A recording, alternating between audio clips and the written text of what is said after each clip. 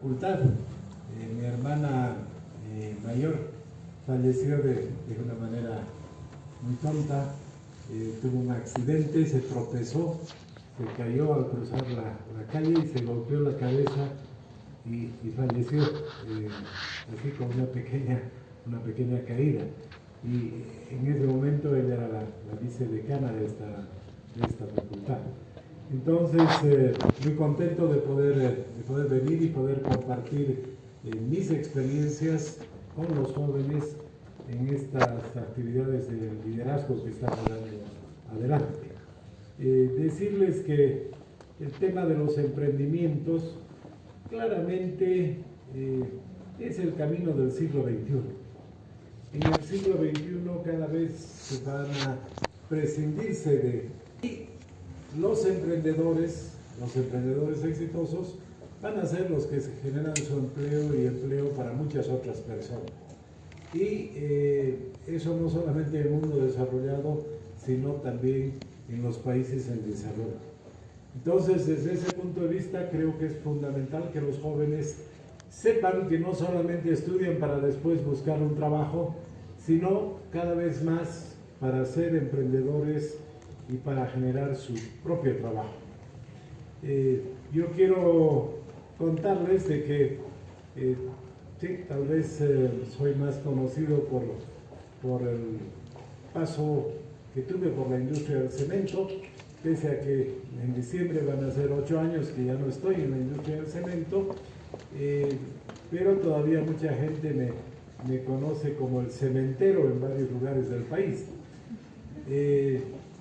Y eso se debe a que el cambio que se dio en esa empresa es un cambio realmente importante.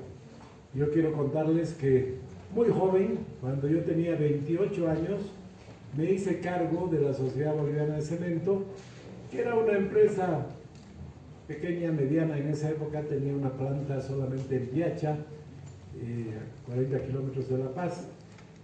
Y en ese momento estaba endeudada, estaba con problemas, la economía del país mal, muchos pensaban que esa empresa iba a quebrar. Y dice que uno de los accionistas de esa empresa dijo: prefiero vender mis acciones ahora y recuperar lo más posible. Buscó un comprador y vendió el 10% de las acciones de Soboce en $100,000. ¿Qué nos dice eso? Que cuando yo entré a trabajar en el año 1987 a Soboce, si el 10% valía 100,000, el 100% valía $1 millón. O sea, era una empresa mediana de $1 millón. Bueno, yo entré, he trabajado 25 años al frente de esa industria, con muchos profesionales bolivianos, técnicos, trabajadores. La hemos hecho crecer, la hemos convertido en una de las principales industrias del país. Hemos abierto planta en Santa Cruz, en Oruro, hemos comprado una planta en Tarija, hemos sido socios de Francesa en Sucre, hemos puesto plantas de hormigón premezclado en todo el país. Y bueno, llegó un momento donde yo vi de que ya había hecho todo lo que tenía que hacer en esa empresa, que además estaba en su mejor momento. Cuando yo entré, mi padre tenía algo de acciones y en los 25 años de trabajo que yo tuve, confiábamos en la empresa y fui comprando acciones de Soboce a lo largo de los 25 años, y como familia logramos tener poco más del 50% de la empresa. Y bueno, cuando yo decidí salir de Soboce, buscamos un comprador, encontramos una empresa interesada que pagó $300 millones por el 50% de la empresa. Es decir, cuando yo salí de la empresa, Soboce valía, si la mitad valía 300, el 100% valía $600 millones. ¿Qué quiere decir eso? Que la empresa tuvo un crecimiento en su valor de mercado de 60,000%. Eso es algo que no se ve cada día, cada año, ni en Bolivia ni en ninguna otra parte del mundo. El lograr que el valor de una empresa se multiplique 60.000% no es algo muy usual. Y bueno, por esa razón soy conocido todavía como el cementero, ¿verdad? Bueno, pero además yo quiero contarles, y creo que este es un punto muy importante, que yo no vengo de una familia de altos recursos. Porque si fuera heredero, ha recibido una empresa, bueno, vaya y pase. Pero yo vengo de una familia de bajos recursos. Mi papá no era ni bachiller.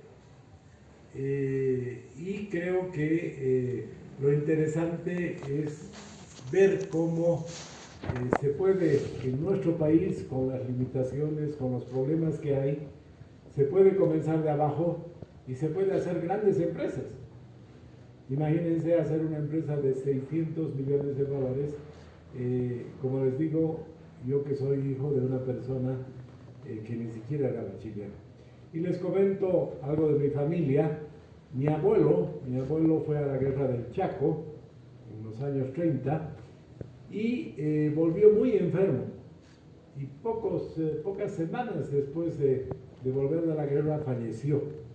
Entonces vivían en la ciudad de Oruro y mi papá tenía 15 años y estaba en el Colegio Bolívar en la ciudad de Oruro. Y bueno, se desmoronó la economía familiar con la muerte de mi abuelo. Mi padre tuvo que dejar el colegio y buscar un trabajo para ayudar a su madre y a sus dos hermanas menores. ¿Qué trabajo podía conseguir un joven de 15 años en los años 30 en nuestro país si ni siquiera era bachiller? Buscó muchos trabajos y el trabajo que consiguió fue de boletero de un cine. Un cine que todavía hay en Oruro, en la Plaza 10 de Febrero, el cine Palais Concert.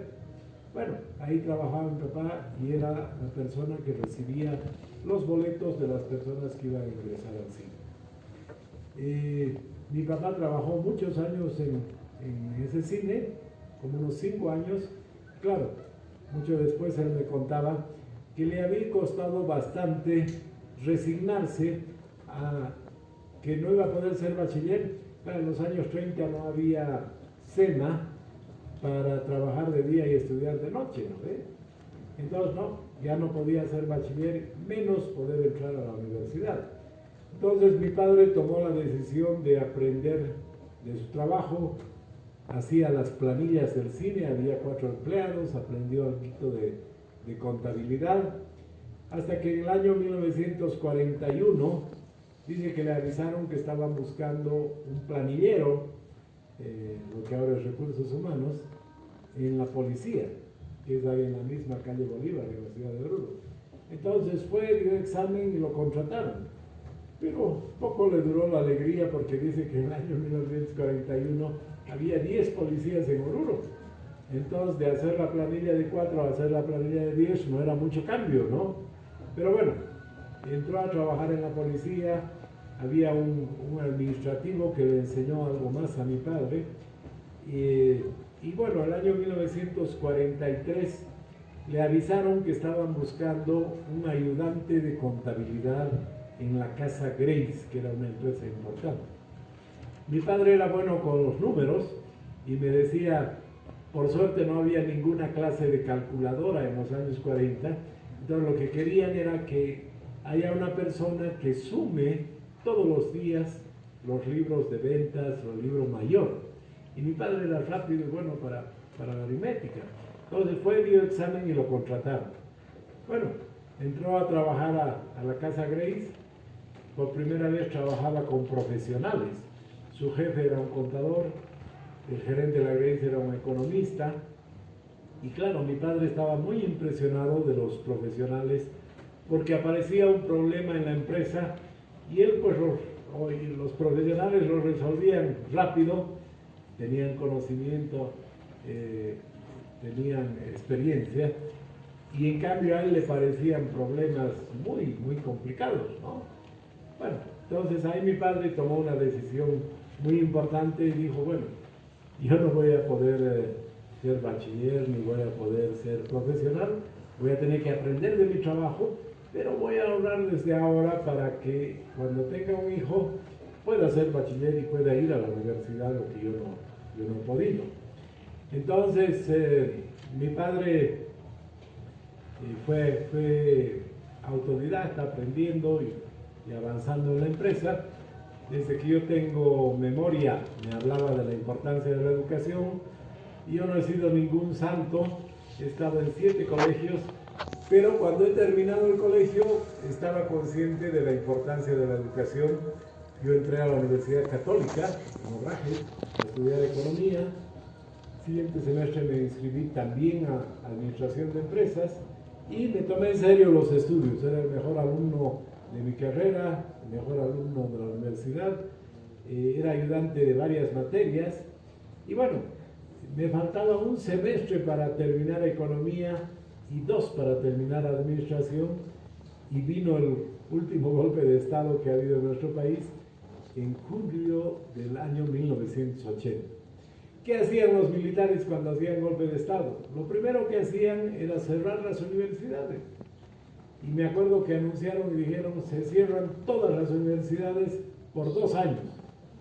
Imagínense, a mí me faltaba un semestre de economía, 2 de administración. No quería perder tiempo, ¿no? Entonces averigüé, vi en varios lugares, hasta que en la misma Católica me dijeron, tenemos un convenio de intercambio con una universidad en Arizona, en Estados Unidos, y tú puedes ir, vas a pagar lo mismo que pagas aquí, y te van a reconocer todas las materias, todos los créditos, y vas a poder terminar rápido. Entonces, el único detalle es que tienes que dar el examen de inglés. Yo no sabía inglés. Pero bueno, me fui a Estados Unidos, me inscribí a un curso de inglés de 8 de la mañana a 8 de la noche. Y bueno, me acuerdo que ni siquiera hablaba con mis compañeros para acostumbrar mi oído al inglés. Llegó diciembre, di el TOEFL, el examen de inglés para entrar a la universidad, me saqué una muy buena nota y entré en enero de 1981 a la Universidad del Estado de Arizona. Ahí tuve que elegir entre la economía y la administración, elegí la economía y en diciembre del año 81 terminé la carrera de economía con la nota más alta también en Estados Unidos. Allá es el GPA sobre 4, yo terminé con 4 sobre 4. Y bueno, volví al país feliz y le dije a mi padre, bueno, ya he terminado de estudiar, estarás contento, ahora tengo que trabajar. Y él me dijo, no. Mi padre ha ido avanzando y llegó a ser gerente financiero nacional de la Casa Grace. Y él me dijo, con mucha visión, he visto que han llegado varios jóvenes de Estados Unidos, de Europa, y dice que en el futuro se va a necesitar una especialidad. No va a ser suficiente una carrera. Entonces tienes que ir a hacer una maestría. No había en esa época ninguna posibilidad de posgrado en nuestro país. Imagínense el año 81. Entonces me dijo, voy a tener que seguir ahorrando, pero es bueno que vayas a hacer una maestría. Recuerdo que apliqué a varias universidades en el extranjero y me aceptaron en todas y yo tomé la decisión de ir a hacer una maestría en Londres. Primero porque era una universidad estatal, no costaba mucho, podía ir. Segundo, yo dije, si he estudiado en Bolivia, en Estados Unidos, si voy a Europa voy a tener una visión mucho más amplia de la economía del mundo, ¿no? Entonces me fui a Londres, no fue fácil, el sistema educativo es distinto, pero bueno, hice primero un diploma en desarrollo económico para poder enseñar en la universidad y después la maestría en finanzas públicas en el London School of Economics, que es una universidad muy buena, sigue siendo la universidad que tiene más premios Nobel de Economía. Y bueno, estudié, también saqué muy buenas notas y volví al país ya cuando terminé mi maestría. Ahí sí mi padre me dijo, sí, ahora tienes una muy buena educación, has logrado lo que yo había planificado, ahora tienes que comenzar una nueva etapa. ¿Por qué les cuento esto? Les cuento porque cuando me ha ido bien en Soboce o en varios otros emprendimientos, me han preguntado siempre cómo explica el éxito en los emprendimientos. Y básicamente mi respuesta era la educación. Yo he tenido una buena educación por esas circunstancias personales. Porque además del cemento, ustedes saben, yo he traído Burger King hace 20 años y al principio era difícil. Además estaba McDonald's, que era la más grande del mundo, aquí en Bolivia. Pero bueno, después de trabajar también duro en Burger King, hoy en día Burger King es la empresa de comida rápida más grande de Bolivia. El año pasado ha vendido poco más de 20 millones de dólares. ¿Se imaginan la cantidad de hamburguesas y papas para vender 20 millones de dólares? Pero bueno, trabajan más de 600 jóvenes en Burger King, muchos para financiar sus estudios, otros hacen carrera en la empresa. Lo más interesante es de que Burger King, todos los productos que vende son nacionales. Al principio teníamos que traer todo de fuera, pero ahora la hamburguesa es de Fridosa de Santa Cruz, el pollo Imba, y así. La papa frita, nadie se ha dado cuenta, pero hemos cambiado y hay 2 fábricas en Cochabamba que hacen papas fritas igualitas a las que traíamos antes desde Estados Unidos. Entonces, Burger King es una empresa exitosa, tiene 18 restaurantes en La Paz, en El Alto, en Cochabamba y en Santa Cruz.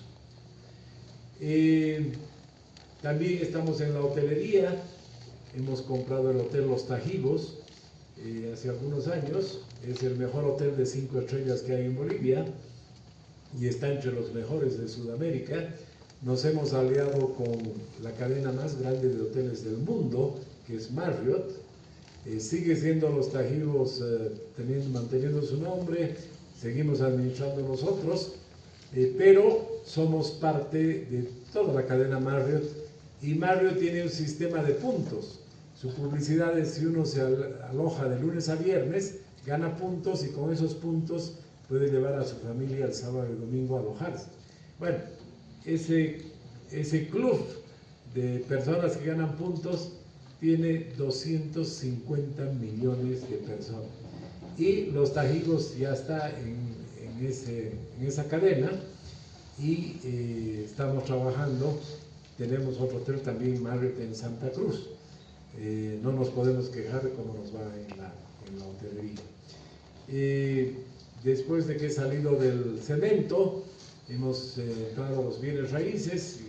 Como han escuchado al principio, hemos hecho Green Tower, que es el edificio más grande y más moderno que hemos hecho aquí en La Paz. Ahora recién estamos haciendo Green Tower en Santa Cruz, que también va a ser departamentos y oficinas muy modernos, muy nuevos. En Santa Cruz todos los parqueos van a tener enchufe para autos eléctricos ya. Y es increíble, pero va a ser el primer edificio en Santa Cruz, y en Santa Cruz hay muchos incendios, ¿no ve? Va a ser el primer edificio que va a tener un sistema automático de apagado de incendios. Han debido ver ustedes, escuchar del sistema ese de los sprinklers que se llaman, ¿no? Que cuando sube mucho la temperatura automáticamente botan agua y apagan incendios. Bueno, en Santa Cruz hay una que otra oficina extranjera que tiene ese sistema, pero ningún edificio de departamento. Bueno, Green Tower en Santa Cruz va a tener esas características. También me he metido alguna vez al tema del cine. Hemos hecho la película Muralla, que seguro a muchos de ustedes han visto en el cine, y hemos hecho la primera serie boliviana que hemos vendido a Netflix, a HBO, que es La Entrega, que es la historia larga en 10 capítulos que se resume en Muralla, ¿verdad? Bueno, nos ha ido muy bien en primera serie boliviana que ha podido venderse en esas grandes cadenas. Entonces, como verán, no solamente nos ha ido bien en el cemento, en el hormigón, en las hamburguesas, en los hoteles, en la construcción o en el cine. Y yo siempre decía, la explicación de esto es la educación. Pero un día en una universidad alguien ha levantado la mano y me ha dicho, sí, está bien la educación, pero usted no nos está contando todo. Porque yo conozco muchos magísteres, muchos PhDs, que no les va bien en los negocios. Entonces, sí, la educación es parte, pero algo más debe haber, cuéntenos nomás, pues. Y bueno, yo me he ido a mi oficina, me he reunido con mi equipo, con los ejecutivos con los que trabajo, y les he contado. Les he dicho, porque ellos también, varios de ellos eran mis alumnos en la Católica. Como yo era ayudante de varias materias, eran 2, 3 cursos menos que yo, y yo sabía quiénes eran buenos y después me los he llevado a trabajar. Entonces a ellos les he comentado, les he dicho, a ver, ¿qué opinan? ¿Qué más hemos hecho para ser exitosos en todos los emprendimientos en los que hemos participado? Y hemos analizado construcción y demás. Y después de analizar con mucho cuidado estos temas, hemos llegado a una conclusión. Y la conclusión es de que sí, la educación es muy importante. La educación podríamos decir que es la mitad más uno, el 51% de la explicación. Pero el 49% restante es una receta, una fórmula que hemos aplicado en todos los emprendimientos y que nos ha permitido ser exitosos. Y yo se los voy a comentar brevemente y van a ver que son 5 pasos muy simples, nada de integrales, derivadas, no, principios básicos de economía, de administración, que les va a poder ir bien también en cualquier emprendimiento. Y creo que lo interesante es que no solamente van a conocer mi historia, mi experiencia, sino también van a poder tener ustedes los elementos para poder hacer emprendimientos, ¿no? ¿Cuáles son estos 5 pasos? El primero, y tal vez el más importante, el primer paso es encontrar un producto, encontrar el mercado. Puede ser producto, puede ser servicio. Si uno encuentra un producto que tiene éxito, gran parte del emprendimiento está hecho, ¿no?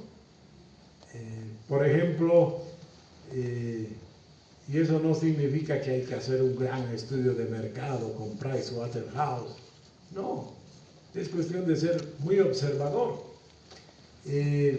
Yo conozco historias de emprendimientos exitosos que son increíbles, ¿no?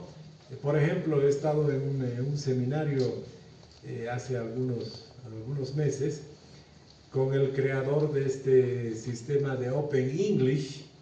No sé si han escuchado en la tele, hace publicidad de que da clases de inglés a cualquier hora por las redes, ¿no? Y él explicaba y él decía, para mí fue simple darme cuenta de este negocio. Hay millones de personas que quieren aprender inglés, pero yo me he dado cuenta pues que esas personas trabajan y no pueden ir a tomar un curso de inglés en horas de trabajo. Entonces yo he preparado un sistema de clases de inglés que uno puede tomar a las 12 de la noche, a las 5 de la mañana, cualquier hora del día o de la noche, y tomar sus clases. Y él contaba y decía, cada hora de clase yo cobro $5. Y cada día tengo 100,000 personas que entran a tomar mis clases. Y decía, hay algunas personas que toman más de 1 hora. Pero imagínense, sus ingresos eran de $500,000 mínimo cada día, todos los días. Él contaba y decía, el año pasado hemos tenido ingresos por $200 millones.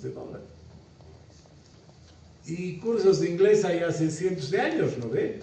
Pero él se dio cuenta de que lo importante era ofrecer por las redes cursos a cualquier hora del día o la O, por ejemplo, un día me han invitado y le he dado el premio al ganador de un concurso de emprendedores en Santiago de Chile, y era increíble el emprendimiento que ganó. Era un joven que terminó de estudiar y que le interesaba mucho el Japón, por alguna razón, fanático del Japón. Él conocía cómo eran los japoneses, cuántos eran, qué hacían, qué comían, qué compraban. Y en algún momento él dice que se había dado cuenta de que los japoneses son muy supersticiosos. Entonces los japoneses cada media hora, cada 5 minutos dicen, cuidado, no, tocaremos madera. Uno dice, pucha, ha habido terremoto, no sé, tocaremos madera, que no nos tocaremos madera. Y este joven dice, además yo me he dado cuenta que todos los japoneses tienen auto y que pasan varias horas al día en su auto.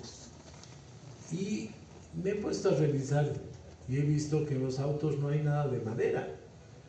Entonces él ha hecho una maderita así pequeña, del tamaño de una cajetilla de cigarrillos, de distintos colores, formas y demás, para poner en los autos, para que los japoneses, cuando escuchen algo en la radio o piensen algo, puedan tocar madera en su auto. Increíble, ¿no? Ese año había pasado los 10 millones de tablas de ventas al Japón. Era el emprendimiento de mayor exportación de Chile, novedoso. Y gracias a que se dio cuenta de eso, ¿no? Entonces, como verán, para hacer un emprendimiento fundamentalmente es encontrar un producto adecuado. He leído también la historia de un señor, no tenía más educación que colegio, y era vendedor ambulante. Era como nuestras mañaneras, más o menos, así vendía en la calle ropa, hasta que un día se cansó y dijo, no, yo no pienso estar toda mi vida vendiendo para otros, quiero hacer mi propio emprendimiento. Y se compró, dice, una libretita, un lápiz, y averiguaba, miraba todo. Y como muchos emprendimientos exitosos salen de casualidad, dice que un día se levanta, va a tomar desayuno y su esposa tenía un mandil muy bonito, nuevo. Y él le dice, ¿de dónde has sacado ese mandil? No, dice, yo no he encontrado mandiles aquí fácilmente y mi mamá me ha mandado. Bueno, se sale y va a preguntar, y no había pues muchos lugares donde vendían mandiles hace muchos años. Entonces dice que en la tarde vuelve a su casa, agarra todos sus ahorros y va a comprar con su esposa una tela parecida a la de su mandil, hilo, aguja, y hasta la noche trabajan haciendo muchos mandiles. Al día siguiente sale y los vende en 1 hora todo. No, pues había encontrado un producto. Entonces dice que con eso que ganó, se prestó más plata, fueron a comprar ya tela al por mayor, hilo al por mayor, contrataron a algunos parientes, empezaron a hacer mandiles en cantidad y ya tenían un negocio. Y este hombre no se quedó tranquilo con su venta de mandiles. Dice, seguía preguntando, observando en todo lado, y hace muchos años se dio cuenta que no había en el mercado mucha ropa para niños. Había ropa para la primera comunión, para bautizo, para ocasiones especiales, pero no había para todos los días. Empezó a hacer overoles y una serie de bullines y demás para niños. Tuvo gran éxito, ¿no? Bueno, ese hombre después se convirtió en el dueño de una de las mayores tiendas por departamentos en el mundo. Y como verán, lo importante fue encontrar un mercado, un nicho de mercado. Creo que está claro el primer paso que hay que dar para hacer un emprendimiento exitoso. El segundo paso, y es una buena noticia, todos los emprendimientos exitosos que yo conozco comienzan pequeños. No se necesita mucho dinero, no se necesita gran capital para hacer un emprendimiento. Yo he visto con pena cómo jóvenes con un buen proyecto han pensado que lo más importante era conseguir dinero, hacer la tienda más grande, las computadoras más modernas, y han convencido a sus padres de que se presten dinero al banco, garantía la casa, y después, como eso no es lo más importante, han perdido el emprendimiento, han perdido la casa y han perdido hasta la familia. O sea, lo más importante es que el negocio funcione adecuadamente de pequeño. Si funciona bien, tienen toda una vida para que crezcan, ¿verdad? ¿Cómo comenzó Steve Jobs, el hombre que hizo Apple? Él tenía la idea de hacer una computadora personal porque hace 40 años las computadoras valían millones de dólares y solamente podían comprar las grandes empresas, gobiernos, alguna universidad. Y él dijo, no, yo quiero hacer una computadora personal que cueste $1000. Y tenía clara la idea, no sabía de electrónica, se consiguió un amigo, que yo lo conozco, a Steve Wozniak, que ha venido al Hotel Los Tajivos, ha venido a Santa Cruz a dar una charla una vez, y con él en el garaje de la casa de su papá fabricaron la primera computadora personal. Funcionó, Steve Jobs la programó, y una vez que funcionaba la primera computadora personal, fueron a varias tiendas a ofrecerla. Y en una tienda les dijeron, ya, tráiganos 50, les dieron la mitad de adelanto, y así comenzó la empresa más grande del mundo,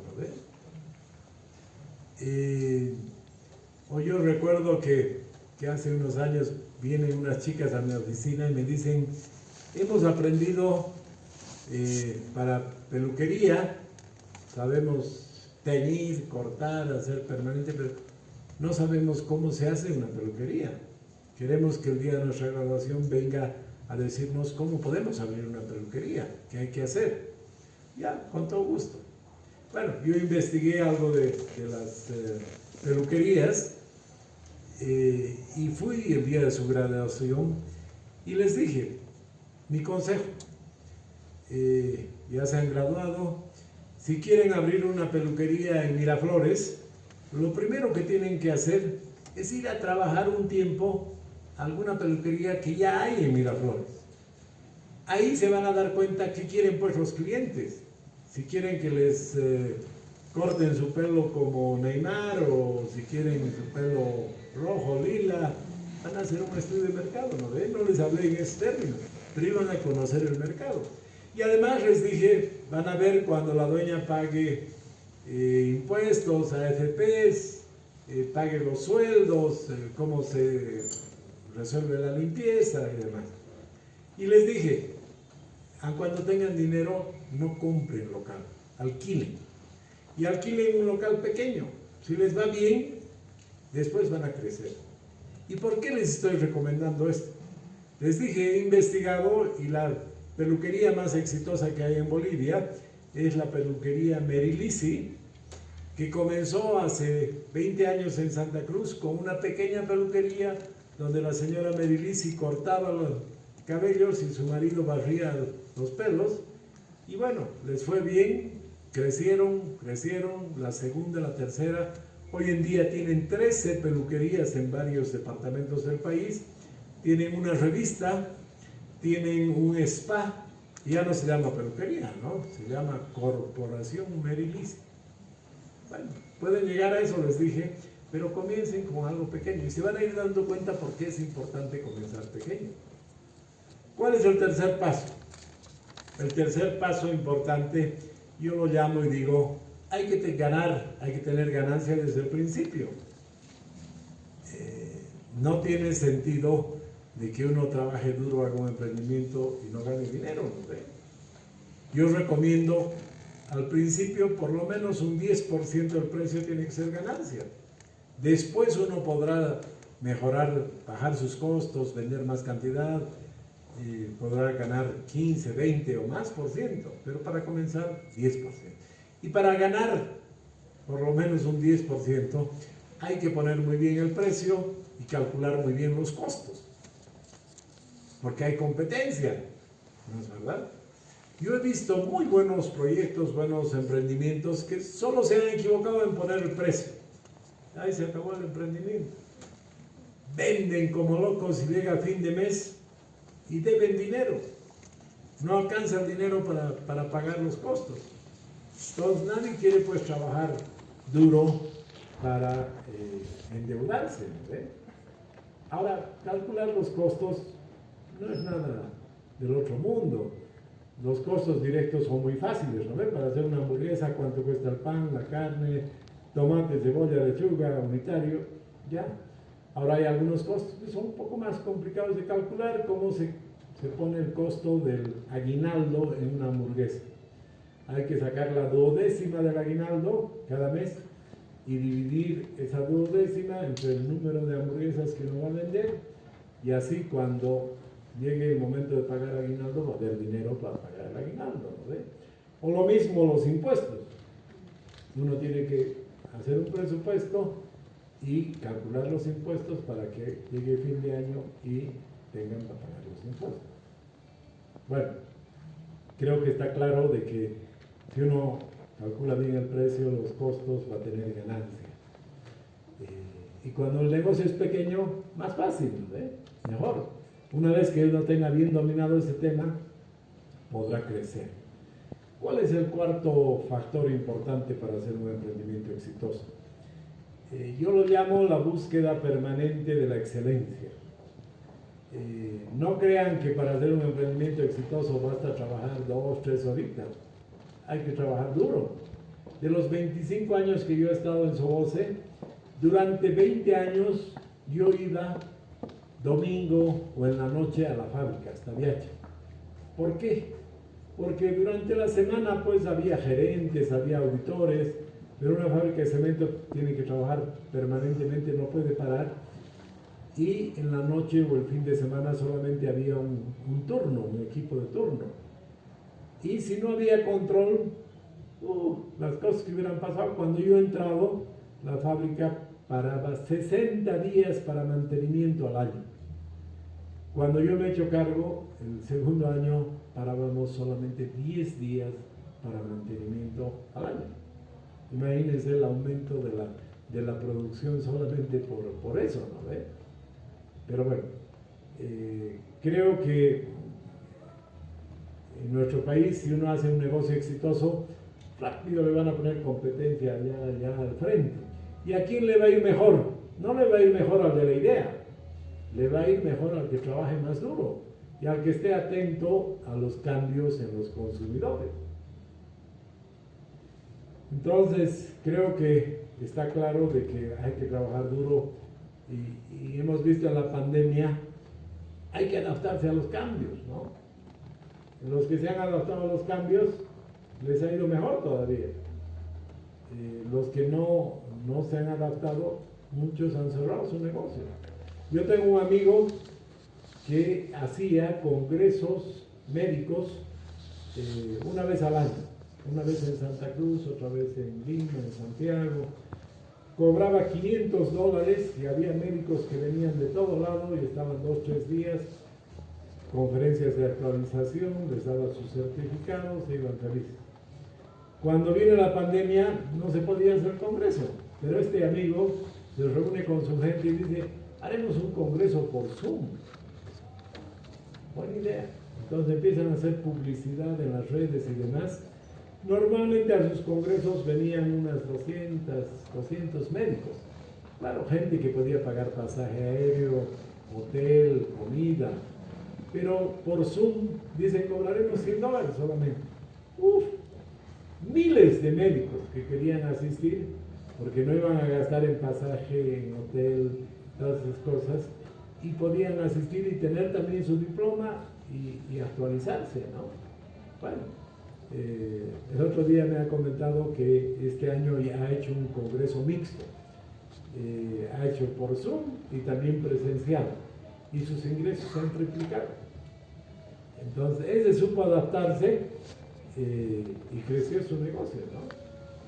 Bueno, el último factor para hacer un emprendimiento exitoso, les he hablado del mercado, de la demanda del producto, del tamaño del negocio, de la ganancia, de los precios, los costos, de la calidad, la excelencia, el cambio. El último, pero no menos importante, tiene que ver con valores. Primero que todo, yo digo, en los emprendimientos, en los grupos humanos que uno tiene, siempre hay que mantener la humildad. Y yo digo, no por haber hecho un negocio que valía 1, después 600, me creo muy capo, no, sigo trabajando en equipo, por eso sigo haciendo otros emprendimientos exitosos, porque sé que varias cabezas piensan mejor que una, y sigo diciendo por favor y sigo diciendo gracias. Y tengo buenos equipos de trabajo. Y lo mismo, cumplo las reglas, pago impuestos, pago correctamente a los trabajadores. Ustedes saben, no soy muy amigo del anterior y de este gobierno. Me han tratado de hacer 20 juicios, de todo me han querido acusar, ninguno ha prosperado, ¿no es verdad? Y me he enterado recién, yo no sabía, y cuando estábamos en Soboce, tenía un edificio lindo ahí, en la Socavalla y Mercado, ya teníamos un piso entero, que venían los de impuestos, los de medio ambiente, los de la autoridad de empresas, de todos los observamos. Y lo que me he enterado recién es que había un campeonato de fútbol en Soboce. Jugaba Viacha contra Guarnes, contra el Puente de Tarija, contra Sucre. Y en los campeonatos dice que entraba el equipo de impuestos internos, porque ya todo el tiempo estaban ahí, entonces jugaban hasta fútbol en el campeonato de Soboce, ¿no? Pero bueno, ahora me están queriendo hacer un juicio porque dice que el año 2005 no he pagado bien mis impuestos. Imagínense el año 2022, ¿no? Pero bueno, igual voy a salir de esos temas, pero yo les quiero comentar para ir acabando, que me he encontrado el otro día con una señora entrando al avión y me ha agradecido, me ha dicho, le quiero agradecer, porque yo lo escuché hace varios años, me ha dicho en una universidad, que hay que hacer las cosas bien. Y gracias a que yo lo escuché a usted, yo he hecho las cosas bien y tengo mi negocio y pago impuestos, pago todo correcto y me va muy bien y mi negocio crece.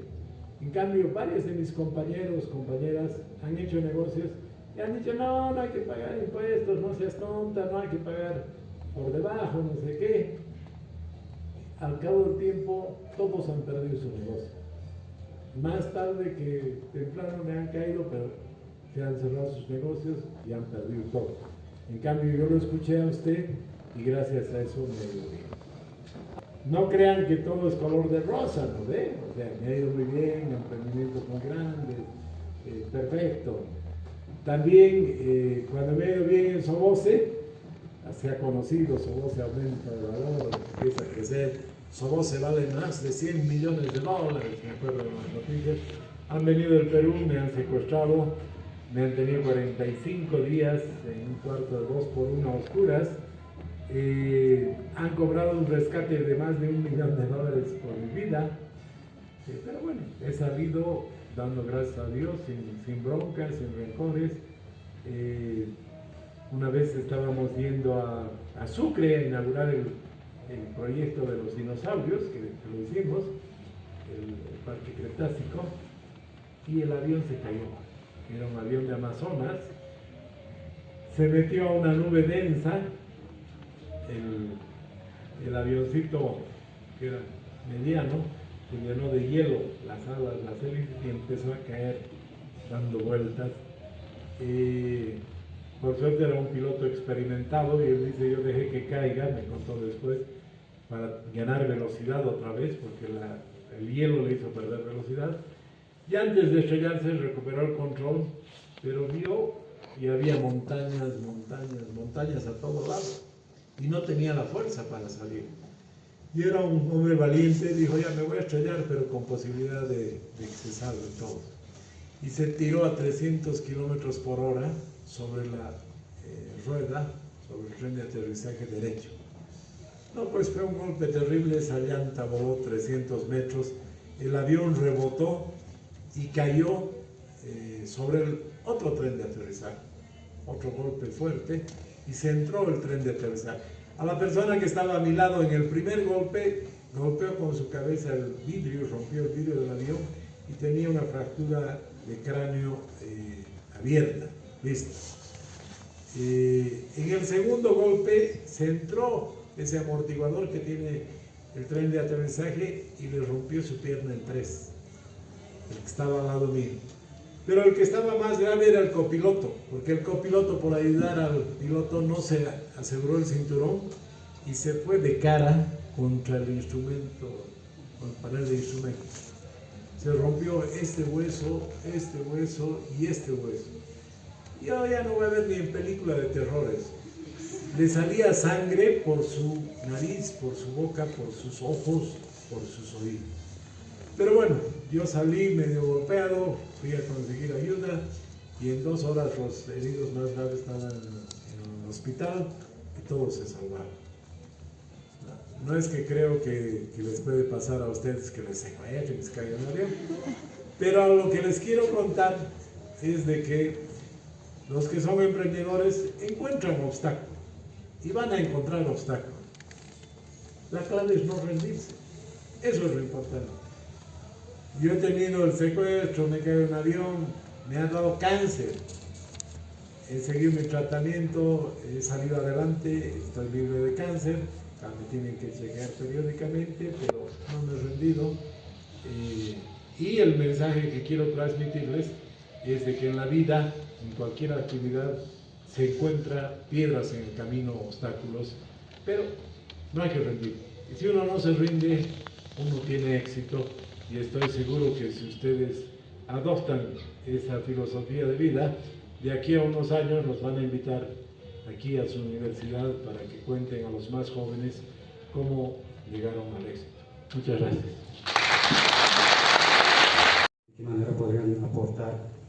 Y si es que también pueden también emprender. Gracias. Con todo gusto, Ramiro. A ver, yo conozco varias experiencias exitosas. Por ejemplo, cada vez que voy a España a mí me llama muy positivamente la atención. En España, las personas no videntes han negociado tan bien que tienen el monopolio de la venta de la lotería. Y la lotería en España es muy importante, ¿no ve? O sea, la lotería tiene ese premio a fin de año que son 1.000 millones, no sé, grandes cantidades. Toda la gente compra lotería. Y en España negociaron muy bien hace varios años y tienen el monopolio de la venta de billetes de lotería a las personas no videntes. Por suerte está cambiando en el mundo y en nuestro país también la posibilidad de que las personas con distintas o con capacidades diferentes, como se dice ahora, puedan trabajar, ¿no? Yo hace muchos años contratamos una persona, era un hombre de unos 30 años que tenía cierto retraso mental, pero había podido estudiar, podía trabajar cosas simples y trabajaba en Burger King del Alto. Era la persona que entregaba el producto, no era un trabajo complicado, lo hacía muy bien. Y yo creo que esa persona ayudó mucho a que la gente se dio cuenta de que pueden trabajar, de que pueden ganar su sustento diario, que pueden hacer muchas actividades, ¿no es verdad? El único problema con ese joven es que cuando yo llegaba, no sé por qué, se atufaba y se confundía y no iba ni atrás ni adelante. Pero cuando yo no estaba, funcionaba perfecto. Sí, seguro le decía, está viniendo el jefe, ¿qué le dirían? Y el pobre se atufaba y se confundía. Pero es un proceso también, ¿no ve? Hace algunos años en nuestro país el tener capacidades distintas era motivo de ocultar, de no revelar, no dejaban salir a las personas, pero por suerte eso está cambiando y personas con capacidades distintas pueden trabajar en muchas actividades. Y en el caso de las personas no videntes, tienen ustedes la ventaja de que tienen el resto de sus facultades ni siquiera iguales, mejores que el resto, ¿no ve? Entonces pueden estudiar, pueden aprender, pueden después tomar decisiones. Entonces yo te diría de que eres afortunado de haber nacido en esta época, porque en el pasado tú ibas a ser muy distinto, estudiar, trabajar, pero en esta época no tienes limitación. Gracias.